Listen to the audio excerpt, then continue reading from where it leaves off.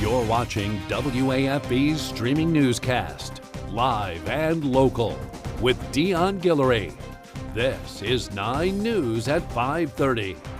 We start streaming tonight at 5:30 with the latest on the freezing weather in our area. Jeff Morrow standing by tonight with how long these cold temperatures are expected to last. Jeff. Well, we're getting you ready for another freeze overnight tonight. This time around, not widespread hard freeze conditions. Maybe across the state line could see that pipe issue, but people, pets, and plants for the majority. Freeze durations now 5 to 11 hours for Wednesday morning. You can see the morning lows. We're dipping down to that 25-degree mark for Woodville and Macomb. That's kind of that trigger point for the pipe issues, but you can see 27 for Baton Rouge, 29 Gonzales, and 30 in Morgan City. Still well below where we should be this time of year, which is actually 42 degrees, 20 being the record set back in 1940. So once again, we're closer to the record low than we are the average low for this time of year. So we're going to see a little bit of a warming trend in the coming days. Still temperatures below freezing tomorrow and again on Thursday, but we're talking about light freeze conditions, and then everybody back above freezing by Friday. But then we get another Arctic blast in here, and you can see we've already got the first alert heads up for Saturday and Sunday, Dion, as we see those temperatures once again in the low 20s to maybe even upper teens for the weekend ahead. We'll talk about how that could impact the area parades coming up in just a few minutes. All right, Jeff, thanks. The State Department of Health saying 5 more people have died during the winter storm. Officials say a 79-year-old DeSoto Parish woman died from hypoxia, which is oxygen deprivation after her oxygen concentrator failed during a power outage. In the same parish, a 46-year-old man died in a crash while traveling on icy roads. The Sabine Parish coroner confirms that a 62-year-old man and a 59-year-old woman died from hypothermia during a power outage, and a 78-year-old woman also died from hypothermia in Franklin Parish. A total of 8 people have died from the winter storm in Louisiana. In the northern part of that state, the Franklin Parish Sheriff's Office reporting a winter storm death. They say Clara Wilson was found dead outside near her home. The Sheriff's Office says the search for Wilson started Monday night after she was last seen in her home on Sunday. The governor visiting hard-hit North Louisiana today, specifically Ouachita Parish, as more than 100,000 customers are still without power. Governor Jeff Landry says South Louisiana power crews are working their way up north to help remove trees from power lines and restore electricity to those harder hit areas. The manpower in central and north Louisiana now being doubled as thousands of homes remain without power. While that power is being restored, state leaders want to make sure people are heating their homes safely. Now, the Arctic blast is delivering more cold weather to a large part of the country this week. Trees and power lines are still encrusted in ice. Mississippi, more than 100,000 people still without power there. And the governor says every time they get a large group back online, another tree or limb comes down and does more damage. A couple in a home in frigid Nashville are stuck there tonight with no power. Lots of blankets. We have a ceramic pot and a candle underneath it to try to slightly stay warm. That's pretty much all we have. So we have a generator, but no heater. More than 70 million Americans are under some type of extreme cold warning. Places like Erie, Cleveland, and Detroit could see additional lake effect snow in the next couple of days. A large interstate sign falling on a semi-truck during a winter storm in Tennessee. Take a look at this. The Department of Transportation had to remove the road sign from Interstate 65 after it fell. Officials say a semi-truck jackknifed and crashed into the sign, causing it to fall on the trailer, which is what you see here. The crash closing the interstate for several hours. Crews were able to remove that sign from the interstate and put it a safe distance behind the guardrail. They say it will take some time to replace it. And you can stay in the know of what's going on by downloading our official First Alert weather app. Just scan the QR code on your screen if you don't have it already. And if you're watching TV, you can do that. If you're streaming us from a device, you can go ahead and download that First Alert weather app later. Because if you don't already have it, you are missing access to everything you need, including radar and an hour-by-hour forecast. You can also search for it wherever you get your apps. In other news tonight, some major shakeups in the Trump administration happening after a second U.S. citizen was killed in Minnesota this month. The top border official is leaving the state and being sent back to his former role in California. President Trump says he wants to see an honest investigation into the death of Alex Preddy. Ian Lee has those details. Demonstrators in the Twin Cities are getting a bit of what they demanded. Some of the 800 Customs and Border Protection agents sent as part of a larger federal force are leaving, including Border Patrol Commander Gregory Bovino.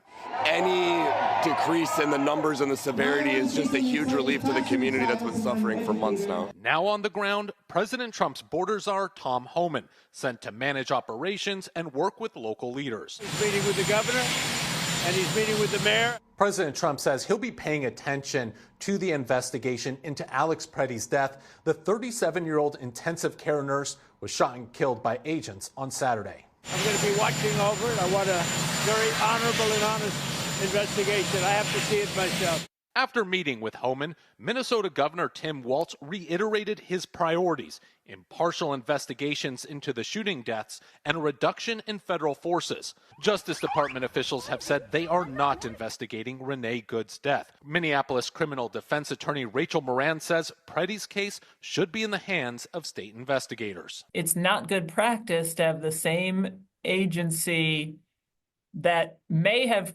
committed a crime investigating the crime. Preddy's younger sister released a statement today, saying in part that the disgusting lies spread about her brother after his death were gut-wrenching, and that her family is grateful so many people have stood up and helped tell his truth.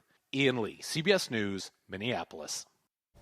President Donald Trump also says he had a, quote, very good call with Minnesota Governor Tim Walz about the situation, saying that they are on the same wavelength. Walz is sharing the same sentiment, saying the call was productive and that Trump, quote, agreed to look into reducing the number of federal agents in Minnesota. Minneapolis Mayor Jacob Frey says he also spoke with the president and that he told him he wants the immigration crackdown in his city to be brought to an end. Now, as that is going on, people who witnessed Preddy's killing are sharing more details about what they saw.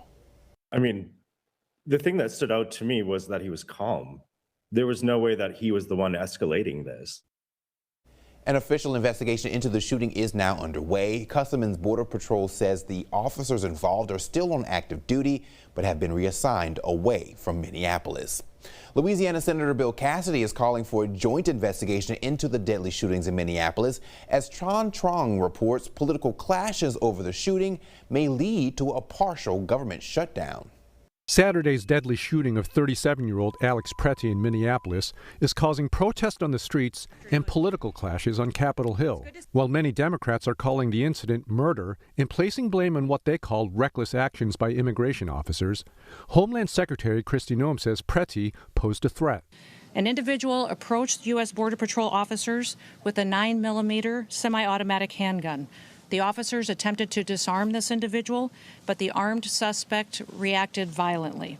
Leaders in Minnesota say cell phone video shows Preddy, a U.S. citizen and ICU nurse, walking toward Border Patrol agents with a phone in his hand. They soon wrestle him to the ground. Fearing for his life and for the lives of his fellow officers around him, an agent fired defensive shots. Minnesota officials push back, saying Preddy was legally carrying his firearm, but never presented the weapon. They point to video appearing to show an agent taking a gun from Preddy before the fatal shots are fired. Following Saturday's shooting, Louisiana Senator Bill Cassidy, a Republican, posted on X saying, quote, "The events in Minneapolis are incredibly disturbing. The credibility of ICE and DHS are at stake. There must be a full joint federal and state investigation. We can trust the American people with the truth." Earlier this month, after the shooting death of another U.S. citizen during an immigration crackdown in Minneapolis, administration officials refused to investigate the agent involved. But on Monday, President Trump said his administration is, quote, reviewing everything in the latest shooting. Several Senate Democrats say they won't support any upcoming spending bill if DHS funding is included, setting up the possibility of a partial government shutdown. House Majority Leader Steve Scalise told Fox News that effort will likely backfire. Well, you can tell Chuck Schumer orchestrated the last one. It blew up in his face. He's trying to orchestrate another government shutdown because they want to defund police, not just ICE, all law enforcement. ICE is law enforcement. A partial government shutdown could come as early as Friday if Congress fails to approve funding for DHS and other agencies. We reached out to Senator John Kennedy, the other Republican senator from Louisiana, for comment on the shooting. We did not hear back. The Department of Homeland Security says ICE agents will go to Italy for the Olympics. A DHS spokesperson says they'll be in a security role. They won't enforce U.S. immigration law since they'll be in a foreign country. Current and former Italian lawmakers are urging the prime minister to bar the agents. They point to the recent deadly ICE shootings in Minneapolis. DHS arguing that those agents were in self-defense, though critics disagree. The new American version of TikTok is already under scrutiny after some users accuse the app of suppressing anti-ICE or anti-Trump content. Now, California's governor says he's launching an investigation into the complaints. Kelly O'Grady with those details tonight. California Governor Gavin Newsom is taking aim at the popular social media app, TikTok. Writing on X, "It's time to investigate. I am launching a review into whether TikTok is violating state law by censoring Trump-critical content." The Democrat said some users had complained they were barred from posting the phrase Epstein. This is going to be American operated all the way.